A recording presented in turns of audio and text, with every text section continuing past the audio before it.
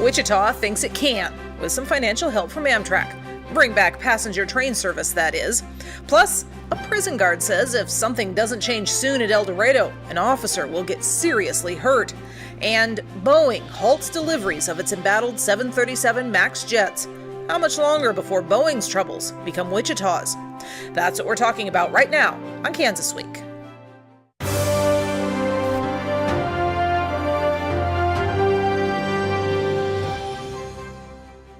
I'm Pilar Pedraza, and this is Kansas Week. The Boeing company said Thursday it has stopped deliveries of its 737 MAX amid the global grounding of the aircraft after a second deadly accident. KAKE's Greg Miller shows us how the aircraft company plans to continue building the family of 737 jets at the rate of 52 a month. The news out of Boeing keeps getting a little worse. The company confirmed late Thursday that it's paused delivery of the 737 MAX airplanes. A spokesman tells KAKE News that the planes are still being built, but it's assessing potential capacity constraints, meaning after building the planes, Boeing is still working on where to store them until deliveries resume. It's probably a question of really renting tarmac space. If you're someone the size of Boeing, where you make $100 to $110 billion a year in revenue, you could probably find the money to find the parking space for this. Since the jets were grounded earlier this week, Spirit employees have admitted they're worried about their jobs as the FAA tries to find out what went wrong. People's lives are at risk if there is some on our side, but I mean, stuff like that takes weeks, sometimes months to kind of decipher. I mean, we were worried, of course, because I mean, that's our livelihood. As far as I know, nobody's came and inspected us to make sure that we're doing anything wrong. As far as I know, we're doing everything right, and we have been doing everything right. Spirit builds the body of the plane, including the wings and engine, in Wichita. For now, experts think those employees' jobs are safe. It's more expensive for Boeing and for the airline customers in the end to shut down the production line that they have going, that's warm, that's ready to go, and is very much proven, than it is to shut it down because of a problem that they think is going to be fixed by software. As investigators still work to find the cause of the latest crash. Now, how long before this touches Wichita, and is there anything the city or the state can do about it? Just some of the questions we're tackling this week, and here to help us do that, we have Dr. Russell Arbin Fox, political analyst from Wichita, from Friends University, apologize, and Representative Blake Carpenter, Republican from Derby, and Representative Jason Prost, Democrat from Hutchinson. Thank you all so much. Thank you, Laura. All right, so this has been something that has been kind of growing over the week. And I know that as early as Sunday, when this accident first happened, I was being contacted by folks who work at Spirit that were concerned. Obviously, the economy in Wichita kind of rolls with aviation a little bit, and especially with Boeing right now. What can be done, or is there anything that can be done at the legislative level to help protect in case this gets worse and does impact Wichita workers? Well, I can go first. So Spirit is in my district, and I'm hoping that this can be resolved quickly, and we'll just have to try to, I think, see what ends up happening here. And I hope it doesn't turn into months or years type of a thing, because then that definitely does stand to impact us. But as far as a legislative solution here at the state level, I just don't know if there is one. I would imagine that there could be one at the federal level possibly, just due to the FAA.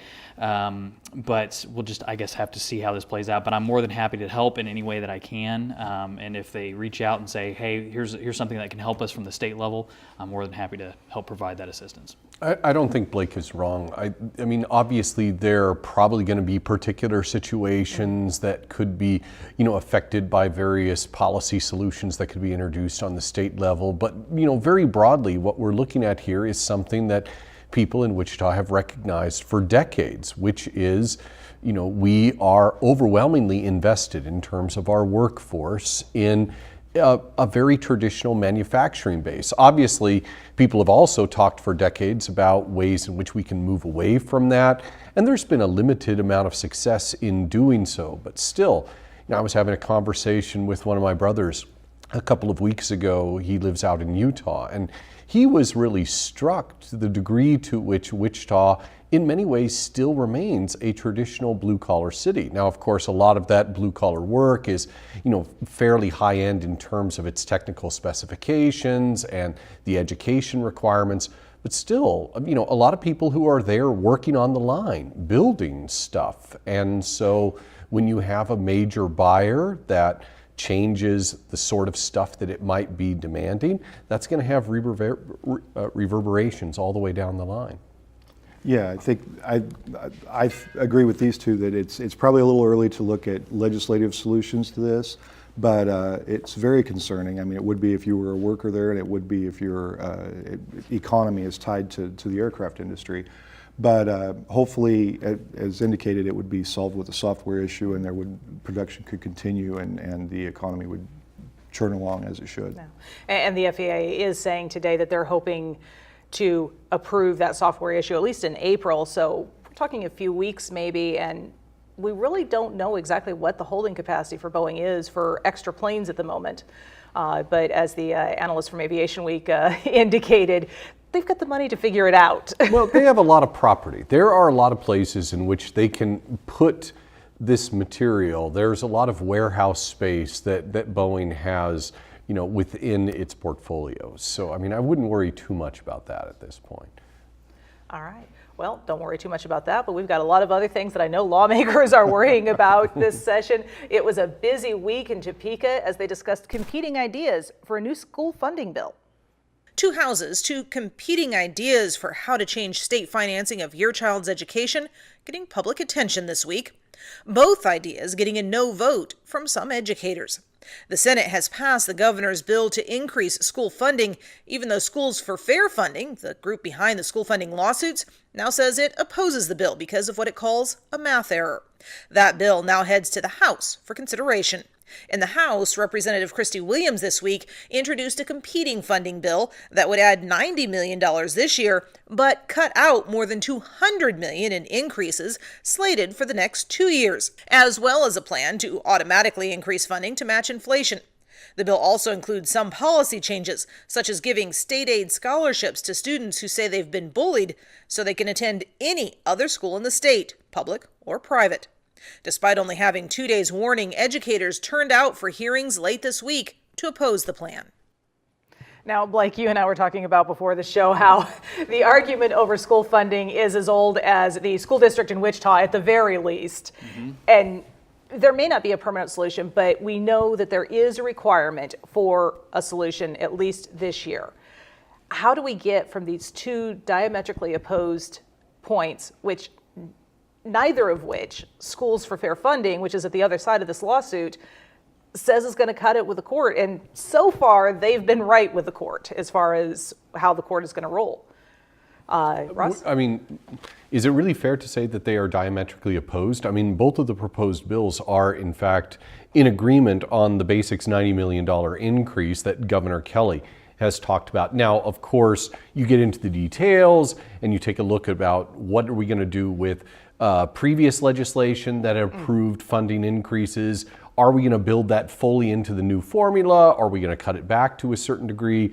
And you will see different players taking different positions in regards to whatever component parts of the bill they really like or they really dislike.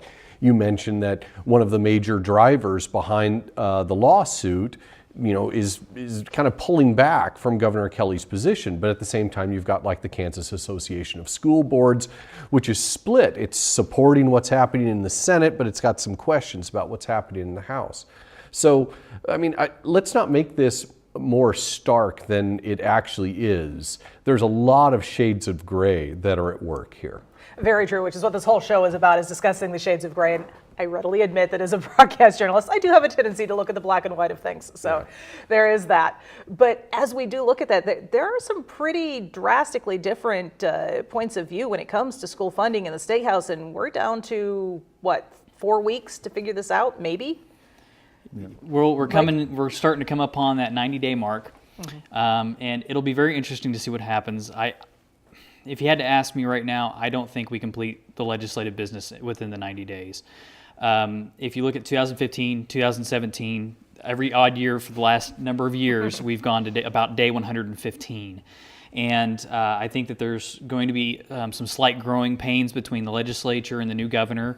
And so I think that that could also lend to an extended session as well. Now, during the odd years, we're not bound to the 90 days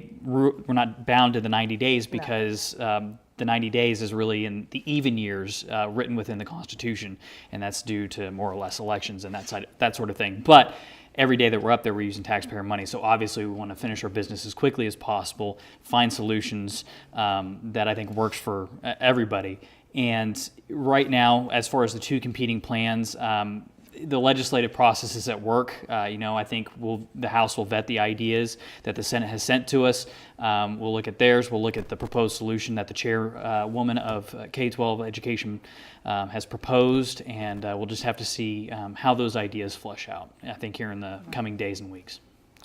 I think for me, the House Bill 2395 is, I looked through it and it has some interesting ideas, and some of which are very good. My issue is this the right time? We have an active court case that we need to settle. It seems that the court's direction was pretty implicit, and I think this is the year to address that. The Senate bill clearly is closer to doing that. If we do that this year and we want to come back in succeeding years and talk about how to change the formula, what things we ought to alter, I think that's the way we ought to go. Settle it this year, move on with advancing the school formula in future years. But do you think that that can be done within the time limits, not just the 90-day time limits of the legislature, but also the time limits imposed by the courts? Well, I think Representative Carpenter's right that there's a good amount of growing pains between the governor and the legislature, and so there's been some kind of dancing around issues and trying to figure that out. I'm hopeful. This and the budget is the one clear thing that we have to do this year. So I'm hoping that we can get to the table and work on that and get this resolved and move on and start talking about how to create a more sustainable model for the future that doesn't keep us tied up in litigation. Jason, what do you think about the House version's proposal about matching funds to inflation? I mean, is that a proposal that could maybe allow for some wiggle room in terms of the previously approved increases? Do you think that the court is going to insist on following the formulas that it employed before, or do you think if something new was brought into the mix, they might be able to reconsider some of the numbers? I think the court would be open to some changes to the formula if they met both the equity and the adequacy component. I think there's some concerns in this bill that it alters the equity part of the Constitution. And so I think we have to be careful on that. But I do think that there are some good ideas. The behavioral health weighting I was really interested in, that it says, we will provide additional weighting if you have a behavioral health liaison in the school. So I think there are some interesting ideas in here that probably ought to be explored. I'm just a believer that you settle the problem you have in front of you before you create new ones. And if I can weigh in just Very real quick. quickly. Yeah, very quickly. It comes down to school finance. I think we'll be debating this issue long after I'm dead and gone. If you look in articles 50, 100 years ago, as you mentioned, we've been debating school finance in this state for 100 years now. And I think it will continue. But where I'm concerned is that we have a Supreme Court who's going in and they're finding one word which is suitable, and suitable might mean something different to you than it does to me, and then they're extrapolating on that word to define adequacy and equity. Well, it seems to me like they're more or less getting involved in the appropriations process, the power of the purse. And I think that we as elected representatives are sent there to represent the people. And ultimately, if we don't appropriate the way the people want, then they have the ability to replace us. And I mean, right now, 63% of the budget is on education. And so we have said that is a priority. But what's happening now is that the plaintiffs' attorneys have said, well, the other budgets are going to have to suffer because they're not constitutionally talked about. And so yeah, we're going to get into that here probably pretty soon. That's exactly where we're going next, is talking about the difficulties with the budget. There is one bill that could totally change the perspective of how much the state has to spend this year. The governor may soon hand down her first veto as lawmakers sent her a bill this week she says the state can't afford. The Senate this week approved a bill designed to prevent Kansans from paying higher state taxes because of changes in the federal tax code. The bill includes tax cuts for large businesses with operations outside the U.S. Supporters say this will encourage the businesses to bring money back to Kansas. Opponents say those companies will just pocket the savings and do nothing to help Kansas' economy. It's this provision the governor says she objects to. In a statement after the Senate passed the House version of the bill, the governor said, "Our recovery is tenuous, our budget is fragile. This is not the time to make significant changes to our tax code." So the first question that obviously has remained a big part of the debate over this bill is, can the state afford it? And Jason, I'm going to start with you this time because you've gone second several times. Well, I think the clear answer is no. I think there are a number of reasons we can't afford it. One is, I think this thing with decoupling and the federal tax code is a moving target. I don't think we have solid numbers on what that'll mean. For me personally, there were far more corporate tax cuts in the bill than there were individual tax cuts, and that created a problem for me. I think most of the economic information that we're seeing is pointing us towards some sort of recession or downturn within the next couple of years. So I think playing these sort of chances with the budget and carving out large tax exemptions, large tax breaks, while we're maybe on the cusp of a downturn is very, very dangerous territory. I know you disagree, Blake. Yes, I do. Here's the thing. How is it a tax cut if it's money that we've never collected? This is money that has come from the federal government, and they changed their laws in the December of 2017, and so that ultimately has affected our tax code. And so the analogy that I think a lot of people have probably seen or heard by now is that it's like we're walking along the street, we find a billfold with money in it, we have the driver's license in there. Do we return the billfold to the rightful owner, or do we keep it because we want to spend that money on, X? And so this is, I think, is a matter of returning the money back to the taxpayers because, for instance, the money, the repatriation dollars that are coming in from international corporations and businesses is money that we've never taxed before. And so to say that it's a tax cut, I think, is slightly disingenuous because it's never been on our tax rolls. And so actually it's a tax increase if we don't get this bill passed. Additionally, if the governor vetoes, she's breaking two campaign promises with one veto, not increasing taxes and additionally not buying down the food sales tax, which is also included in that bill. Okay, I'm actually going to jump in there. I know we've got a debate brewing here, and I wish we could stick with it. We've got other things to talk about. I do really quick from all three of you, yes or no, can the legislature override a veto if the governor vetoes it? Russell? No. Blake? It'll be close, but yes. No. Okay, well, only time will tell which one of you is right. We'll have to wait and see. Meanwhile, a month ago, the governor said Kansas' prison system was in crisis. This week, a prison guard spoke with KSN's Craig Andrus, saying his life is in jeopardy. At El Dorado Correctional Facility, not all of the guard towers are manned. We don't have enough people to man them, so we've put those people inside. We'll call this corrections officer Grant. He did not want to use his real name or be identified. He calls the officer shortage desperate and says since an emergency has been declared at the prison, he and other officers are working mandatory overtime, showing up for a 12 or 16-hour shift. If they don't, it can end up with the officer being written up. El Dorado Correctional Facility is a prison in crisis. I feel like we're one brick short of toppling the whole thing over. Grant says too many hours for current officers and not enough pay to get in new staff is a dangerous recipe. And he says a serious injury or even a death to an officer he calls only a matter of time. We found some shanks as long as 11 inches or more, inch wide, pointed to go right through a person. Grant does call it a desperate situation with one cell block on full-time lockdown for weeks now. We asked the Kansas Secretary of Corrections to respond. But I don't want to minimize what you're being told. I'd have to agree with most everything that it sounds like you were told. Secretary of Corrections says they have asked lawmakers for emergency money to get more pay to attract more officers. Starting pay by comparison, $15.75 an hour in Kansas. In Nebraska, it's a little more than $18 an hour. Meanwhile, Grant says they are giving small concessions to inmates in hopes of keeping the prisoners under control. I know they're right. I've been hearing talk, that kind of talk, and threats against staff and taking hostages. Now, this is certainly something we've talked about on the show many, many times, the situation at El Dorado and other prisons in Kansas. The governor called it a crisis, declared a state of emergency. Is there anything happening in the legislature to try and move toward more money or make fixes to the prison system that you guys are aware of at this point? Blake? Well, I don't serve on the corrections committee or anything like that, but I think it is being looked at just like everything else in the budget. Again, whenever we have these budget talks, we have to look at the overall budget, how it's going to play out, how it's going to work all together. 63% goes to education in the state of Kansas. Roughly 24% is for social services budget, so like Medicaid, Medicare, cane care, those kinds of things. And so the last 10% is everything else that we have to take care of in the state.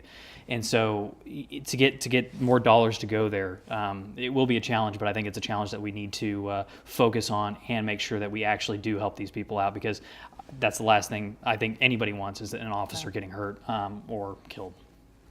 Yeah, I had the opportunity this week to visit with a couple of people that work at the Hutchinson Correctional Facility, which isn't in quite the state of crisis that El Dorado is, but they indicated that they're facing many of the same situations: severe understaffing, officers regularly being battered. I think it's something that we have to look at and have to address. See, we do agree on stuff. We do, yeah. It happens. Hey, Russell, this is not an unusual problem among states. No, it's not. But it is frustrating to see that, as you pointed out, this is something that has been, an open secret, really, that, the prison system is suffering, and we haven't been able to find the money. We haven't been able to find the strategies to, effectively try to improve conditions for workers. I mean, the fact of the matter is that they've actually lost staff since the emergency was first declared. Makes you wonder, what sort of powers were supposedly called upon in declaring this emergency. Obviously not ones that are patching things up there very well. Well, and certainly it's been ongoing. Is there anything, while we're trying to figure out the solution, that can be done to help the guards that are in this situation, that are bringing them to speak out as they are? I spoke with a former guard a couple weeks ago who left El Dorado because of these same concerns.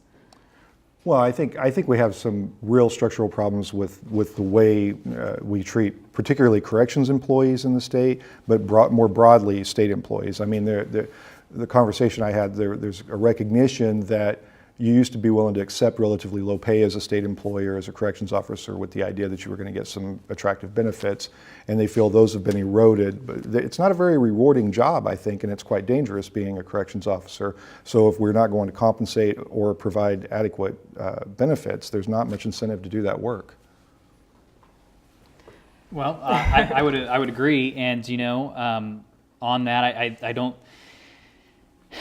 don't want to get too partisan here, but one of the things that has come up this year is CAPERS reamortization, and that was one of the cornerstones of the governor's budget, and that would end up pushing it back another 30 years and adding $7 billion worth of interest to the state and our unfunded liability within the CAPERS system. And so I think we need to make sure that we continue to shore that system up and make sure that our public employees are taken care of.